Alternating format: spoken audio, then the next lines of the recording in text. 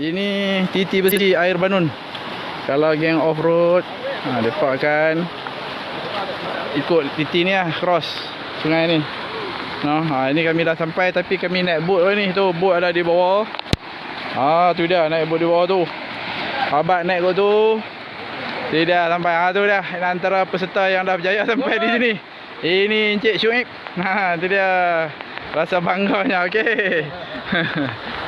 Sampai juga. Ini kawasannya. Okey. Ini titi ni payah juga kalau naik motor main off-road ni. Teruk. Okey, tengok.